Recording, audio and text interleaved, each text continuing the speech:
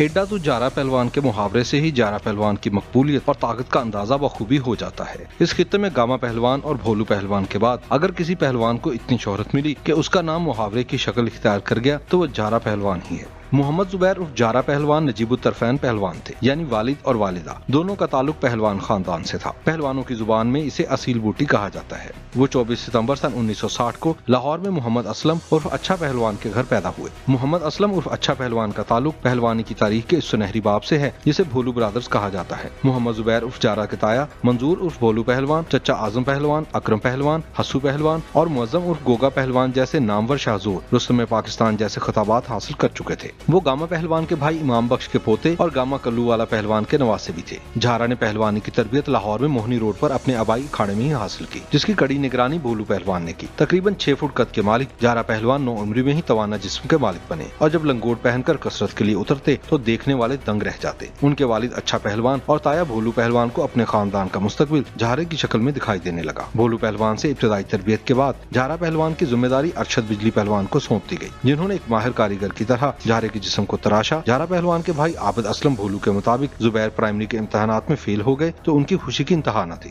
کیونکہ اب وہ پڑھائی کرنے کی بجائے پہلوان بن سکتے تھے۔ لہٰذا محمد زبیر جارے کی تربیت سکول کی بجائے اکھاڑے میں شروع ہوئی۔ 18 برس کی عمر میں وہ پہلی بار ملتان کے زوار پہلوان کا سامنا کرنے کے لیے میدان میں اترے تھے۔ جارے پہلوان کا یہ پہلا مقابلہ تھا اور بھولو پہلوان اسے محمد زبیر سے جارا پہلوان بنتا دیکھنے کی امید لگائے بیٹھے تھے۔ محمد زبیر نے ان کے خواب کو تعبیر دینے میں دیر نہ لگائی اور چند ہی لمحوں میں زوار پہلوان کو چت کر کے جارا پہلوان کے منصب پر فائز ہو گئے۔ جارے پہلوان کا بڑا مقابلہ 27 جنوری سن 1978 کو گوگا پہلوان گجرانوالیہ سے ہوا۔ قذافی اسٹیڈیم لاہور شائقین سے کھچا کھچ بھرا ہوا تھا۔ یہ مقابلہ صرف 17 منٹ جاری رہ سکا، کیونکہ محمد زبیر گوگا پہلوان کو چت کر کے اکھاڑے میں اپنی حکمرانی کی گھنٹیاں بجا چکے تھے اور اسی طرح گاما پہلوان کے خاندان اور بھولو برادران کو پہلوانی میں جانشین مل گیا تھا۔ یہی وہ وقت تھا جب بھولو برادران کے ایک پروموٹر سلیم صادق نے جاپان کے انتونیو انوکی پہلوان سے جارے پہلوان کا معاملہ اٹھایا۔ جارے پہلوان کے چچا اکرم پہلوان 2 سال قبل انوکی کے ہاتھوں چاروں شانے چت ہو چکے تھے، بلکہ انوکی نے ان کا کندھا بھی اتار دیا تھا۔ بھولو برادران اب حساب چکانے کا سوچنے لگے تھے۔ فری اسٹائل کشتی کا یہ مقابلہ نہ صرف جارا پہلوان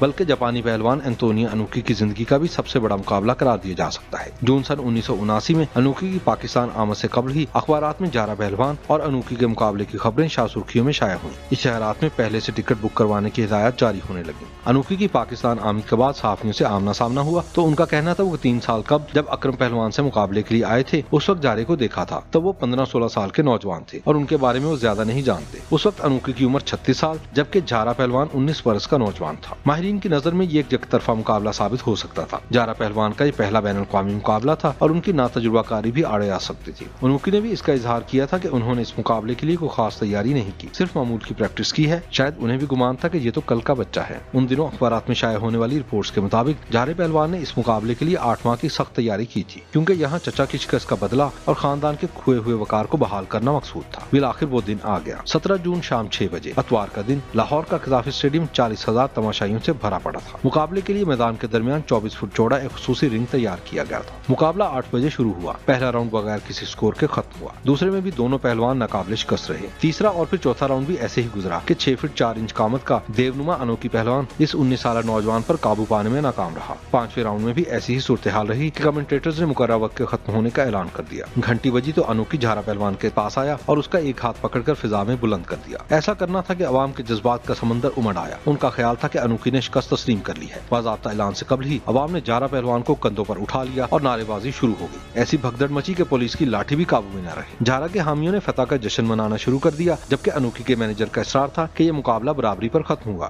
جارا پہلوان اور انوکی کے مقابلے سے جو نتیجہ نکلا بھولو برادران اسے اپنی فتح سے تعبیر کرتے رہے۔ دوسری جانب وہ پہلوانی کے وہ بنیادی سبق بھولنے لگے جو گاما اور امام بخش پہلوان کی روایت ہے۔ گاما پہلوان کا ماننا تھا کہ پہلوانی طاقت نہیں برداشت کا نام ہے، لیکن جارا پہلوان کامیابی کے نشے میں اتنا بہک گیا کہ اس کو راہ راست پر لانے کی تمام تر کوششیں رائگاں جاتی رہیں۔ شاہد نذیر چودھری اپنے طویل مضمون وہ پہلوان جنہوں نے تاریخ رقم کی میں سن 1981 کا واقعہ کچھ یوں بیان کرتے ہیں۔ ایک روز جارا ٹیکسٹالی کے باہر ایک کباب فروش کے پاس کھڑا تھا۔ اس کی آنکھیں خمار سے بھری تھیں۔ نشے کی انتہا کا اثر یہ تھا کہ کبابوں کی اشتہا سے کباب فروش کے تمام کباب ہڑپ ہو گئے۔ جارا سارے کباب کھا گیا۔ یکایک اس کی طبیعت خراب ہو گئی اور کہہ کرنے لگا۔ اسے فوراً اسپتال لے جایا گیا۔ ڈاکٹر نے جب انکشاف کیا کہ جارا کو ہیروئن کی لت پڑ گئی ہے تو بھولو برادران کے رہے سے اوسان بھی خطا ہو گئے۔ جارا پہلوان ابھی عروج کے نشے میں ہی नहीं था कि वो नशे की दलदल में फंसना शुरू हो गया। उस पर दादागिरी और भत्ता लेने के इल्जामात भी आयद होना शुरू हो गए। भोलू पहलवान ने इनसे नाराजगी का इजहार भी किया, लेकिन दुनिया गामा पहलवान के खानदान में कुश्ती के आफ्ताब को गुरूब होता देख रही थी। इसी दौरान जारा पहलवान की शादी गोगा पहलवान की बेटी सायरा बानो से कर दी गई, जो साबिक वज़ीर-ए-आज़म नवाज शरीफ की अहलिया कुलसूम नवाज की भी कजन है। खानदान के बुजुर्गों की जानिब से उन्हें दोबारा अखाड़े में लाने की कोशिश की जाती रही। सन 1984 में उन्होंने अपनी आखिरी कुश्ती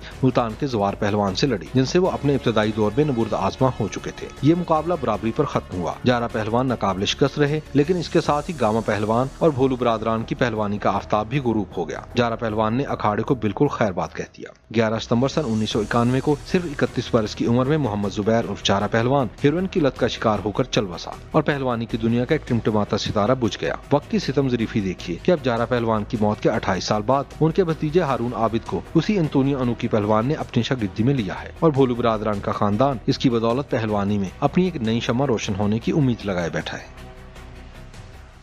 YouTube पर गूगली न्यूज देखने के लिए youtube.com की सर्च बार में गूगली न्यूज टीवी टाइप करें। गूगली न्यूज के पेज पर सुर्ख रंग के सब्सक्रिप्शन वाले बटन पर क्लिक करना ना भूलिए। YouTube पेज पर अपलोड होने वाली वीडियोस से बाखबर रहने के लिए बेल आइकन पर क्लिक कीजिए। आपको हर नई वीडियो के बारे में नोटिफिकेशन मौसूल हो जाएगा।